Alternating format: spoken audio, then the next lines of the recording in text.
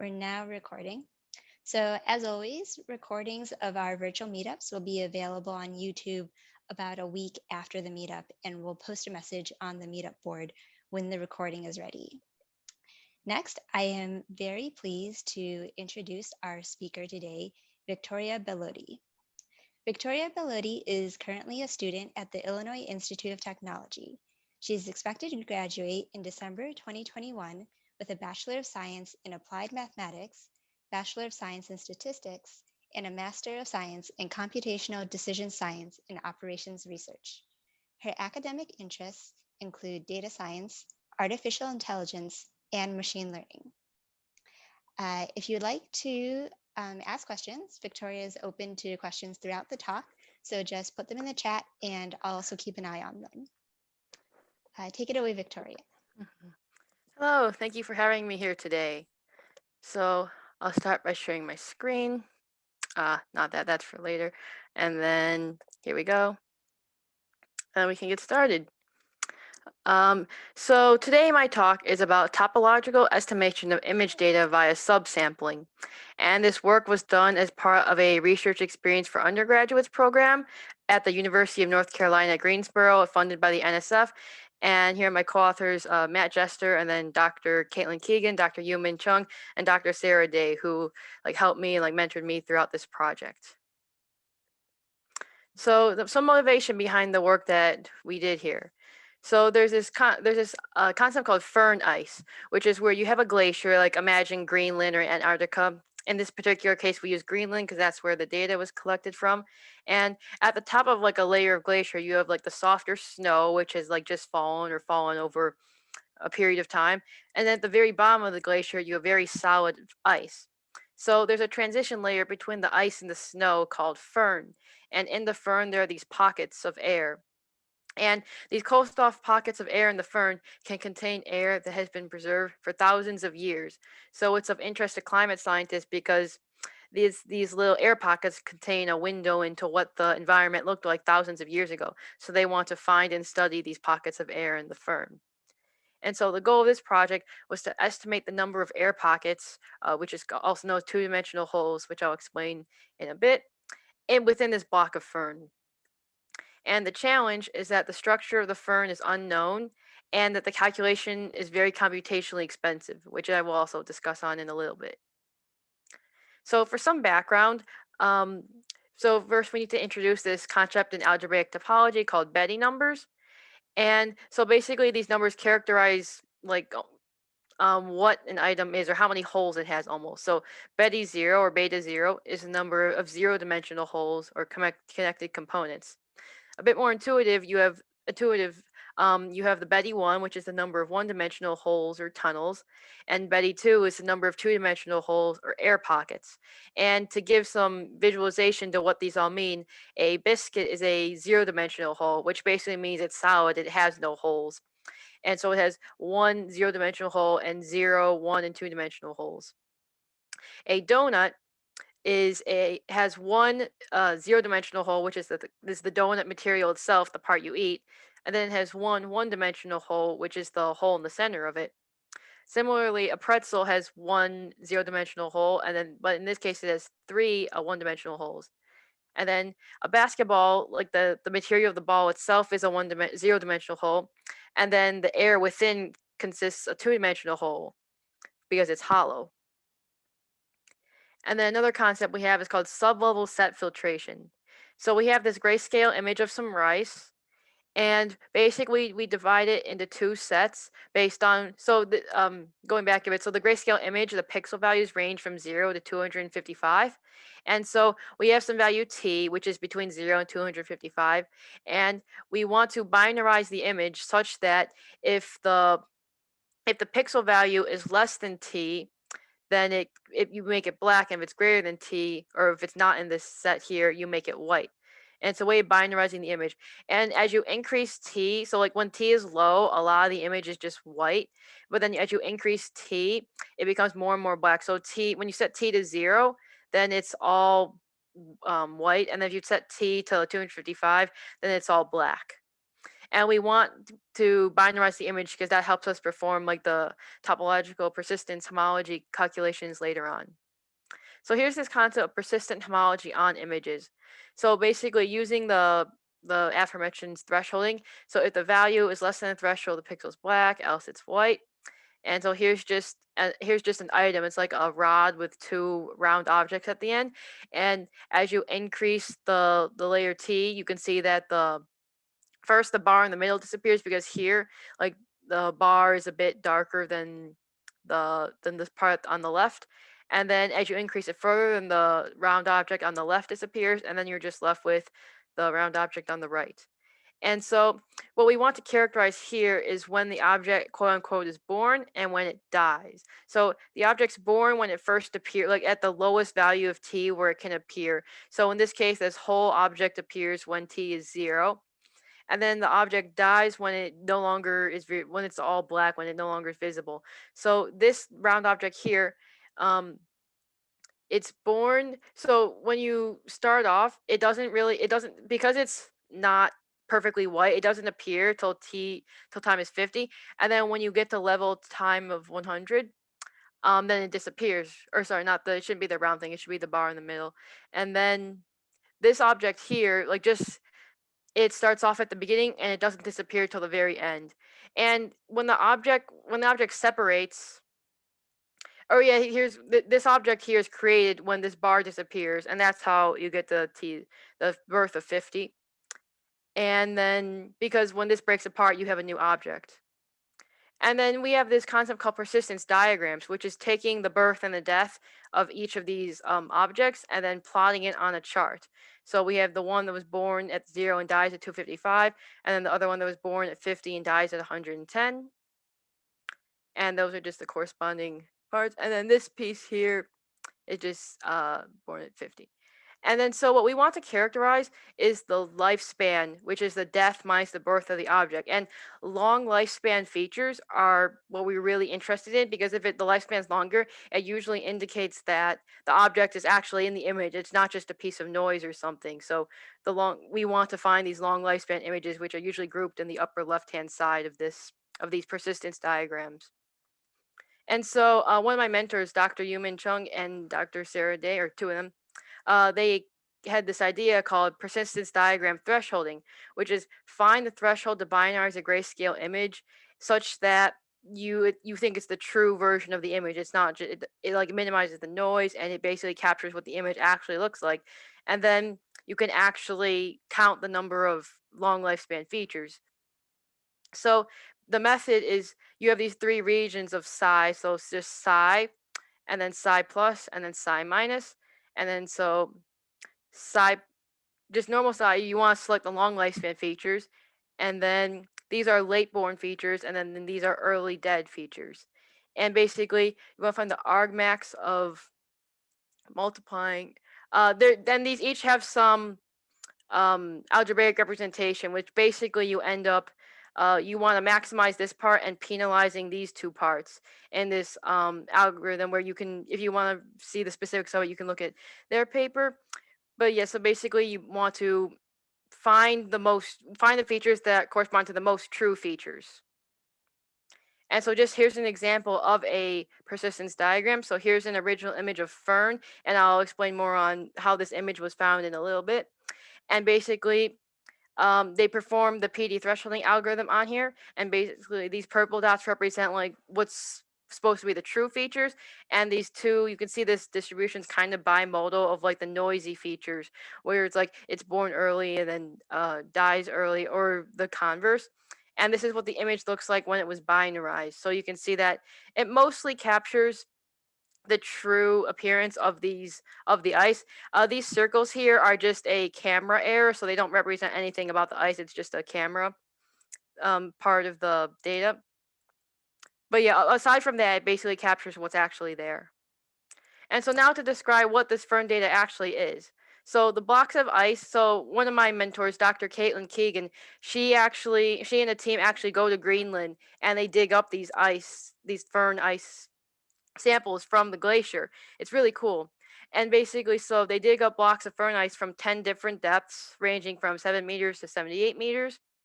And then they use X-ray microcomputed tomography or micro CT devices to scan the fern sample and generate these 3D images.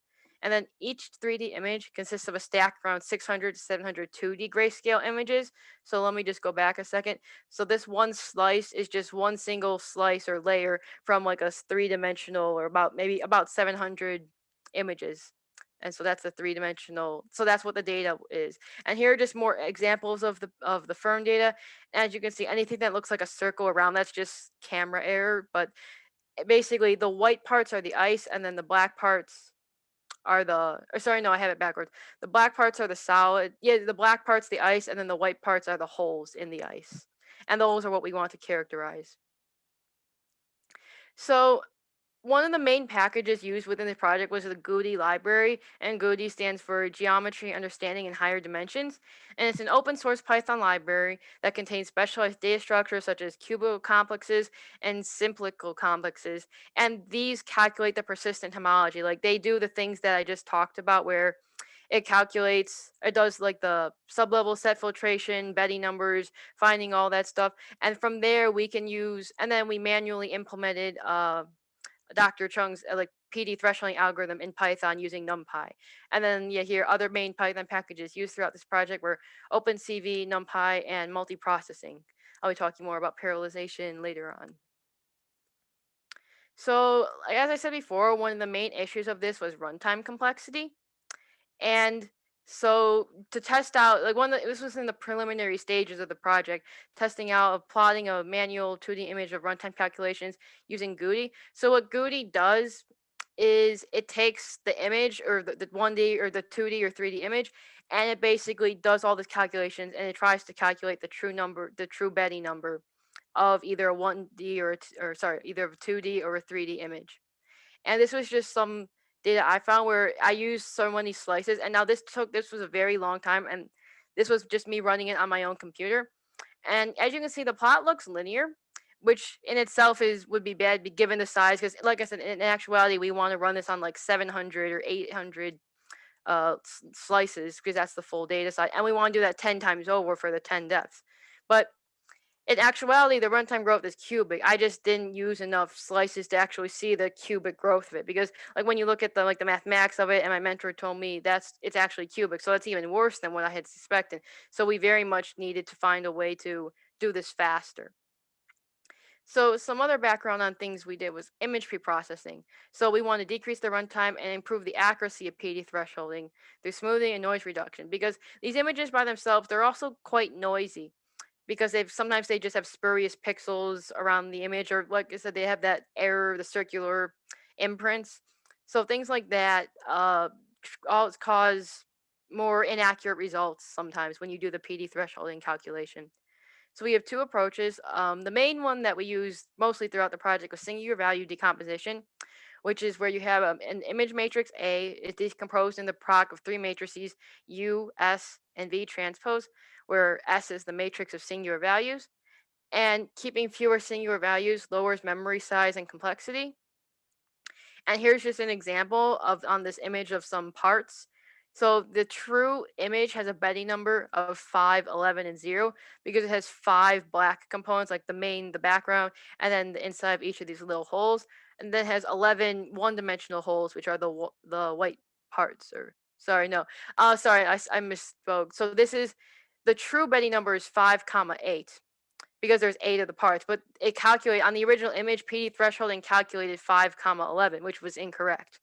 And then so when we kept fewer and fewer singular values, you could see that was only so the maximum number of singular values is like the rank of the image, so to speak. So that would be about the size of the image, which was I'm not sure. I think it was like 250.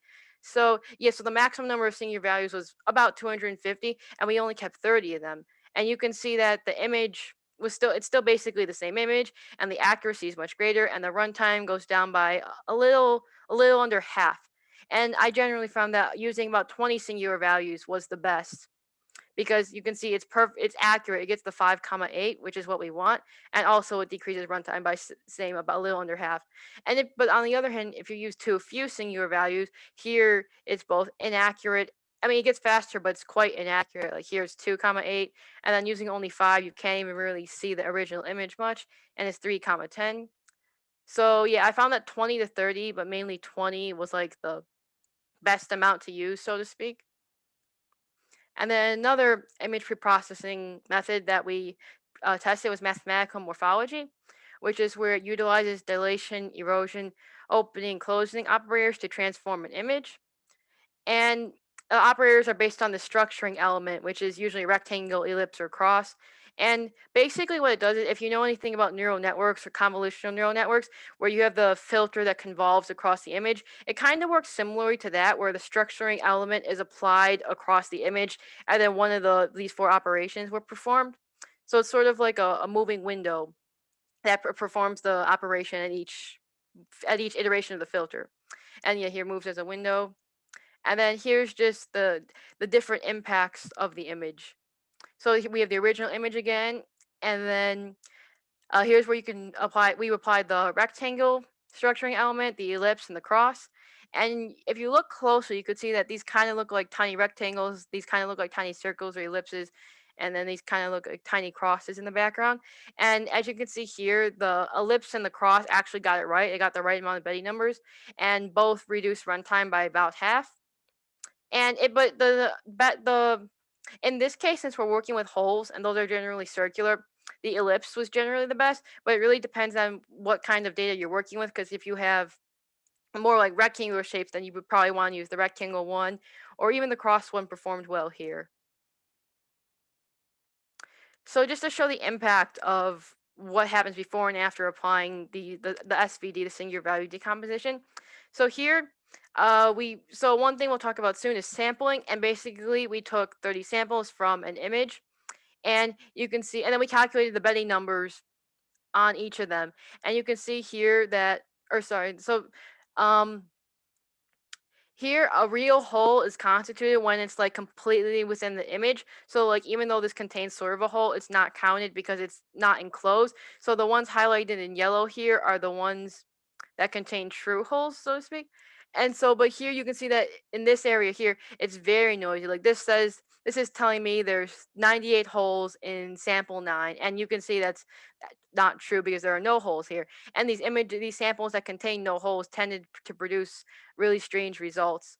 And so, if we go to the next slide, you can see that once we smooth the data, well, sample 9 still was a bit strange, but most of them, for the most part, accurately said that there were no holes. So you can see that comparing these two, this is a lot more noisy and it picks up that noise, whereas here the noise is reduced and you get much more accurate results. So now we'll go into the sampling approaches, because one of the core parts of our ultimate algorithm is performing sampling. And so these first three here were just things we tried, but ultimately the periodic boundary sampling was the best one. And I'll go into explain each of these and the problems with the first three.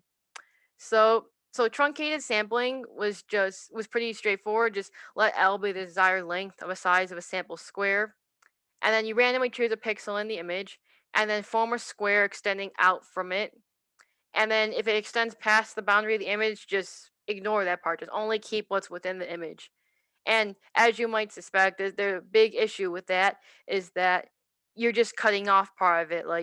And the image, the samples may vary in size. Like here's just an example of taking a possible sample from the edge, and then yeah, you because we want these all the samples to be uniform, to be like a square, and this one just is a rectangle. And also it may cause issues because you're not equally sampling.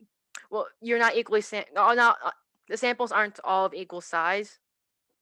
So one way to fix that is to do restricted sampling, which it's similar in that you just randomly choose a pixel and then form a sample by extending out from that pixel. But here we're constricting the domain to only be pixels that don't go past the boundary. And the main issue with that, or here I'll show the image to show. So basically we're constraining the initial random pixel to only be within this domain. So if you pick here, it'll still extend, but it won't go past. But if you pick here, it'll go past. And as you can see, the issue is that it causes undersampling from regions not within the restricted sampling domain. So this also, it was a bit better than the truncated one, but still not that great because we want equal representation from like basically if we treat the image as our population size, like if you're thinking of normal sampling from like say a population of people, like this whole square is our population size and we don't want to undersample from these parts. And so another thing, a slightly different approach with grid sampling, instead of randomly choosing it, just use a predefined grid of samples. It's kind of similar to stratified sampling, although not quite. And then here I'll show you the image. Yeah, and so the issue is that it may still cause undersampling from certain regions, and also it removes the randomness, and we kind of rely on the randomness to develop an estimator later on.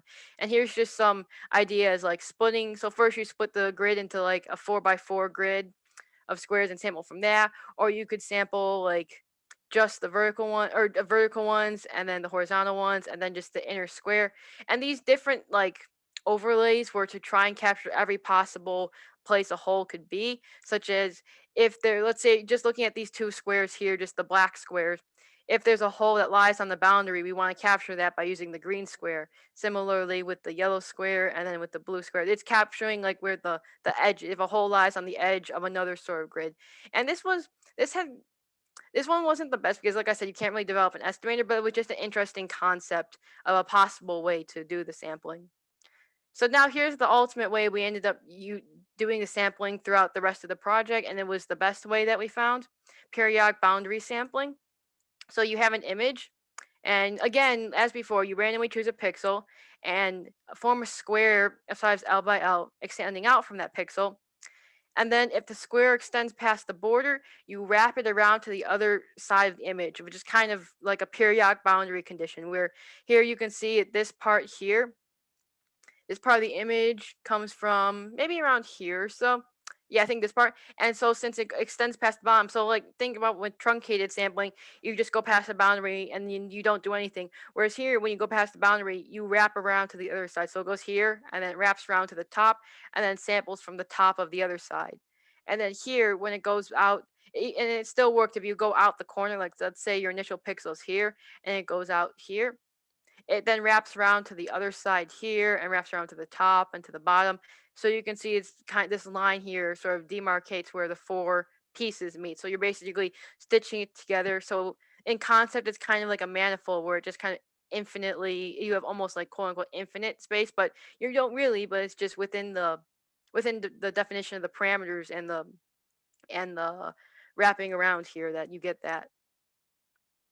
So yeah, this was what we found to be the best way to do it because it takes care of all the problems from the previous three methods I discussed. Like it doesn't discard parts of the image, it doesn't undersample, and it doesn't.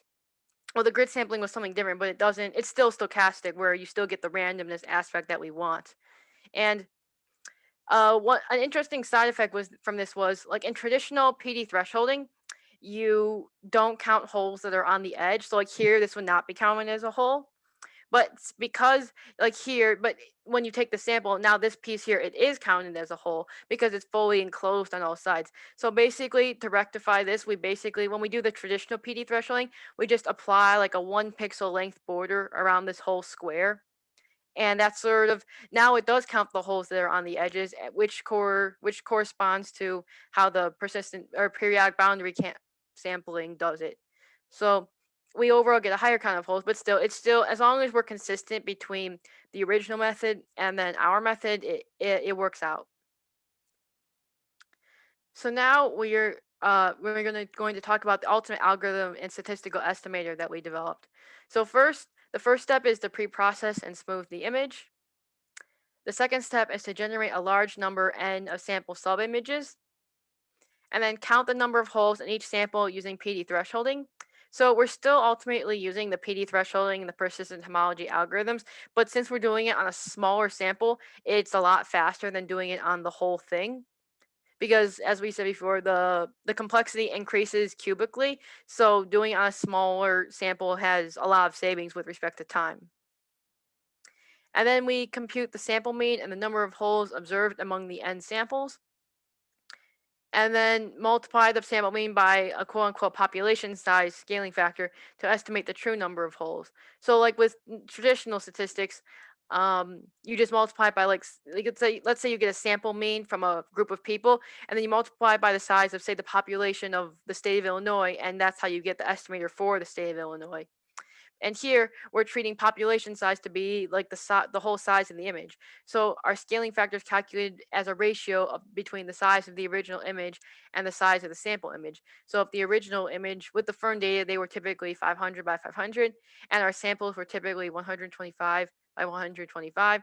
So the scaling factor here would be 16. So we would, after we get the sample mean, we would multiply it by 16, and that's our overall estimator for the number of holes in that image. And here are some test case images that we use containing 4, 5, 9, 12, and 20 holes. Since these were just things I made in MS Paint, and they're perfectly binary, so it removes the aspect of the noise just for test calculations to see if to evaluate the algorithm.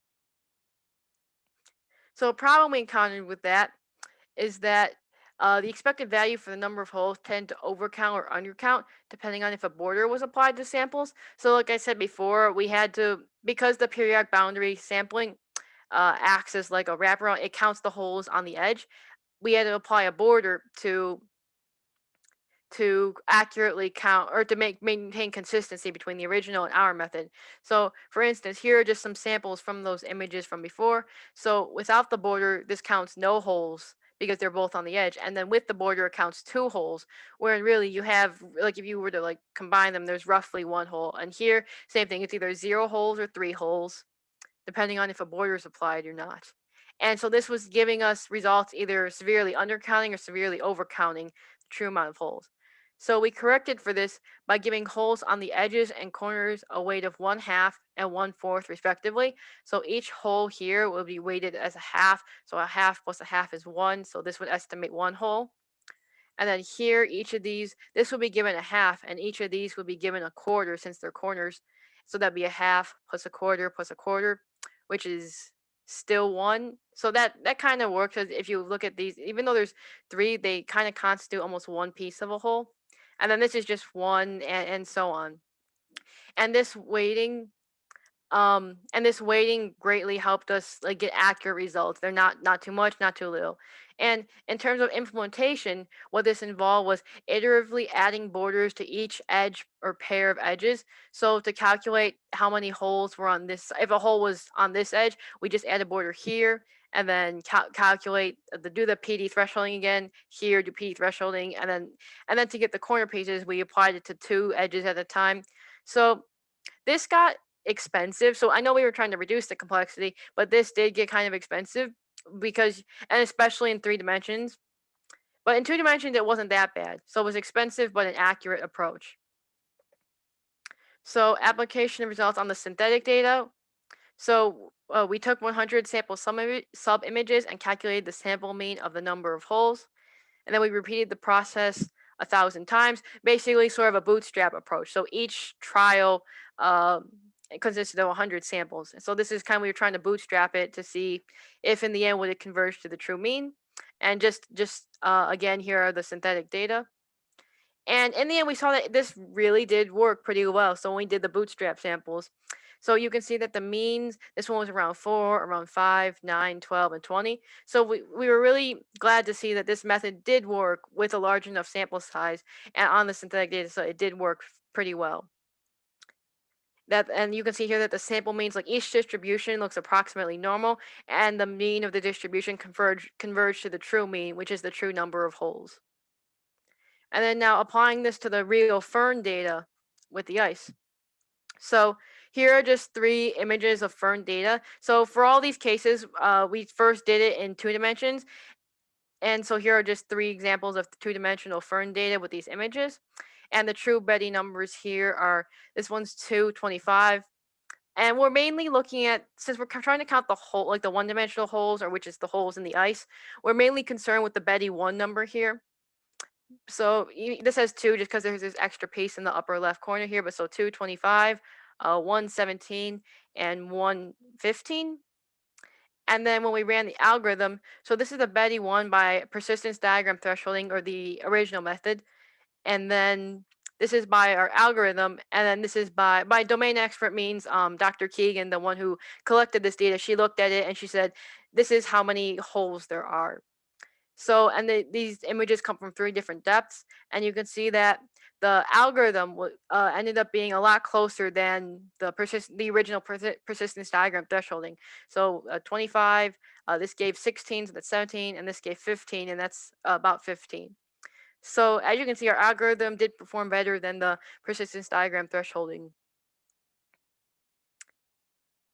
And just to compare the fern layers, so as I said near the beginning, there were 10 layers of fern. And so it was just an interesting to see how many holes were there in the various layers of fern. So there are the 10 stacks of images, and we computed the Betti one, or the number of one-dimensional holes in each image in the entire stack, and then we plotted each of them as a box and whiskers plot here.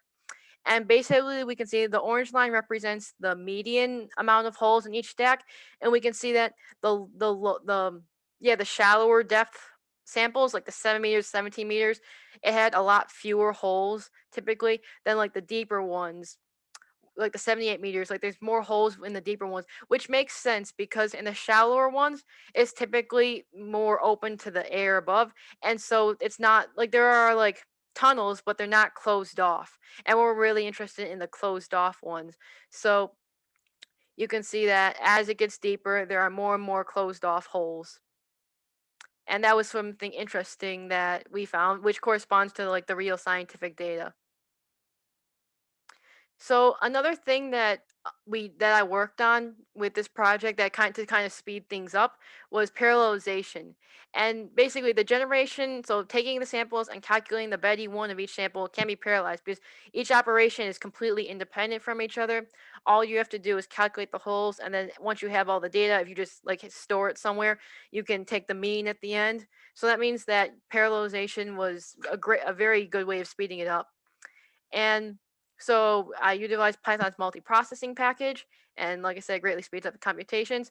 And this was done on the University of North Carolina, Chapel Hill's their Longleaf computing cluster, which consists of many nodes, and each node has so much like 24 CPUs. So I was able to run many things in parallel. And so trials were run for sampling in the 3D case. So I did a good bit of work with the 3D case, but none of it was entirely conclusive because it was it took some time or not necessarily time, but just time to like implement, because the the sample or the weighting approach I described earlier, it was like in the 2D case, you could see that it would take a lot because you have to iteratively add an edge to each side and recalculate. In 3 dimensions, that takes even more because instead of just edges and corners, you also have like the faces of the sample cube. Because in this case, we're dealing with sample cubes. But I could tell even from just without conclusive results, the conclusive part was that it was much faster. So as you saw before, when I showed the plot of the runtime, it took like it got up to taking, or I think a few times when I ran the 3D case on the full par of data, both on my own computer and on the cluster, it took about 2 or 3 hours, sometimes 4 hours for the full 3D fern sample. But when you parallelize it using the sampling technique, it only took 10 to 20 minutes. So that's one of the greater advantages of this sampling technique, is that since it can be parallelized, you can speed it up rapidly. Like the direct persistence calculation cannot be parallelized to my knowledge at least, because it involves remembering things in each part. They all are interconnected, whereas opposed to each sample here is independent from each other. And then just future ideas, increasing the implementation efficiency, because like I said, in 2D, the edge cases were a lot just to begin with. So in 3D, if there's a way to do the weighting without needing to add edges iteratively, that would be an idea. And then, of course, a full implementation of the three-dimensional image data, because like I said here, the data and all my results were basically on the two-dimensional data, and I did some work with the three-dimensional data, but not like basically the program ended before I finished getting all that done, because this was part of an REU. And then exploring different pre-processing methods, because I basically only talked about 2 different kinds here, the SVD and the morphology. But there are so many more. Like there's like Gaussian filters. There's maybe even something to do with convolutional neural networks, or even exploring how this may connect to like deep learning in general, like with image recognition. And then, of course, the end goal is to just have an algorithm and put all the 3D Fern data, all ten data sets into an algorithm and get the number of holes outputted from each calculation. And then, if you're interested in further reading, here are just three papers. The first paper here is talks about like it goes into detail with the mathematical background of persistent homology and like just the nitty gritty mathematics behind all this. And then the second paper here is two of my mentors. This is where they describe the persistence diagram thresholding. And then myself and my co-authors, we published a paper describing everything here in this talk today. So you can look at that as well. And that's all I had. Thank you for listening to this presentation. Thanks, Victoria. I would like to kick it off with the first question. I thought this was really fascinating. Um, this one might be, I hope it's not too much in the weeds. On slide 23, Let me go. there's a table that I thought was just so great. Um, this is really exciting, right? Like your algorithm compared to PDT. Um, so I just wanted to clarify the algorithm that you have with the subsampling. Is that something done on top of PDT, or you can do it to the original unbinized image? Good question. So basically, so in this case, PDT refers to performing PDT on just the entire image. But yes, PDT is used in the calculation of each subsample. So each subsample does utilize the PDT, so it's within within like the algorithm presented here. But since it's on a smaller size, it's both faster and it's a bit more accurate as well. So like PDT is, but whereas here PDT refers to just on just the original image. Got it.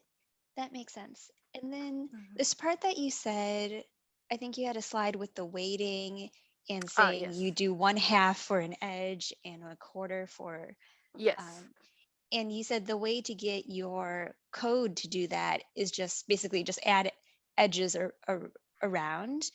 And it seemed that you were saying that that was the part that slowed down your program. Um, Yes.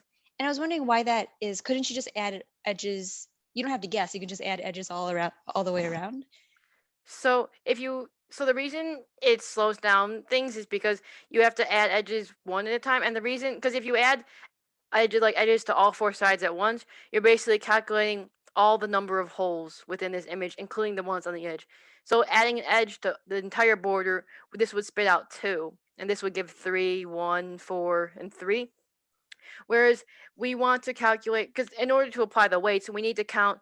Basically, it comes down to counting the number of holes that are completely within the image, like this one, and then so there are basically three groups: the number of holes completely within the image, the number of holes on the edge of the image, so like these two, and then the number of holes on the corners. And so, oh sorry, yeah, so here if we apply an edge to all four edges, then it's basically counting every single hole. Whereas here, so it doesn't distinguish between complete holes, edge holes, and corner holes. And we need that distinction in order to perform the weighting. Right, right. So you have to count the holes and then walk around the edge to check which ones were like on Yes. the edge and which one were on the corner. That makes Yes. sense. Um, my last question is, um, did you try experimenting with different sizes of the subsamples? Like if these subsamples you're showing are like 10 by 10 pixels, like experimenting Yes. with like 20 by 20 pixels or something, did that make things run faster? Yes. So let me go. I'll just go with this slide. So yeah, that's another good question. So basically what we did, so each of these images is like 500 by 500, and the sample we typically used 125 by 125 or 150 by 150, because which is basically in the grid sampling, it's basically each one of these rectangle or each one of these gray squares would be 125 by 125. And the reason for that is that if we have too small of an image, then it will never catch in a whole hole. Like if it's only like if it's super tiny, like it will never every hole that appears will just be like a side of a hole. It will never catch an entire hole. But on the other side, on the other end, if it's too big, then you run into the same problem that we're trying to solve anyway, that it's too computationally expensive. So yes, smaller samples do run faster.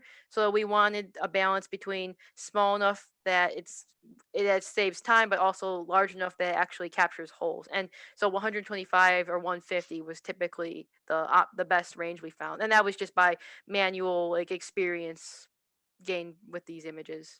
Yeah, looking at lots of these pictures. Yeah, that's great. Thanks. Does anyone else have any other questions? I think anyone can just unmute themselves, or feel free to put in the chat if that's more accessible to you.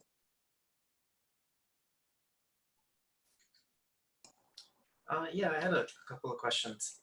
So I guess I could start with on this slide here. When you're picking a random pixel and you're using that sort of lower right-hand corner to build the box, did you experiment with, well, what if instead of, having to do this iterative about, placing the borders or padding the border, what if you just know that if you pick a random pixel, then what if you change where you're drawing that square? So if say the random pixel is towards the lower left corner, then you build the box to the the upper left part of that random pixel, so you're not doing that sort of overlapping. Was that something that was done in this project to see if there was any sort of um, accuracy gains by doing it that way? Or So we didn't try that, but so just thinking about it, I think it would cause this a similar undersampling problem as just the like the one going back here, just the restricted domain, because you're still basically you're picking something and then you're extending it such that it just we don't want it to go past the border, and still the parts on the edge still actually. Because I guess you're saying, so if you're saying if you pick a pixel here, instead of going out and to the right, you go like up and to the right. right.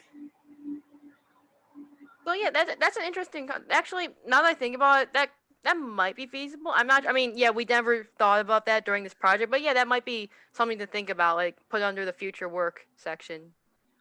All right, yeah, cool. And then I had another question.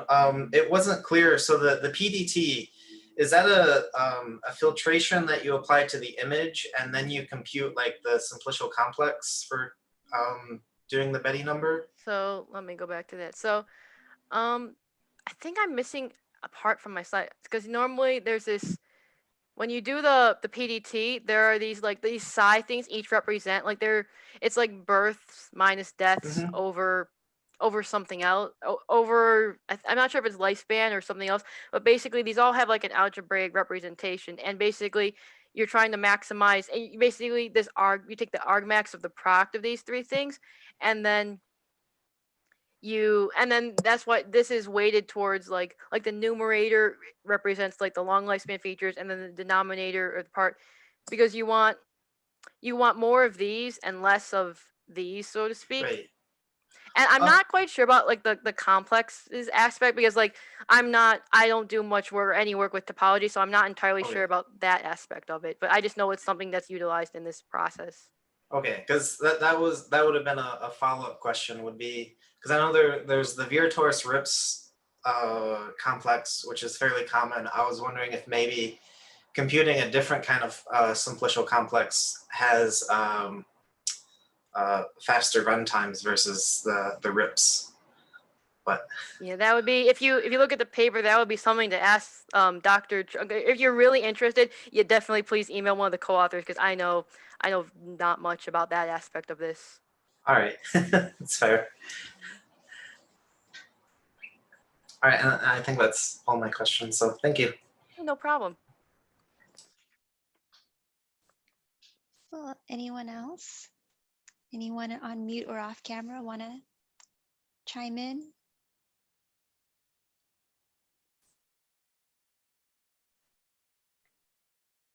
Okay, well, Well, in that case, it's been very lovely to have you, Victoria. Thank you so much for speaking at our meetup. Thank you. Yeah, this recording will be posted in a week or so to our YouTube channel, and everyone will get an announcement about it on the meetup page. And stay tuned for our next meetup. We're roughly last Thursdays of the month. Great. Okay. Have a good night, everybody. Bye. All right, thank you.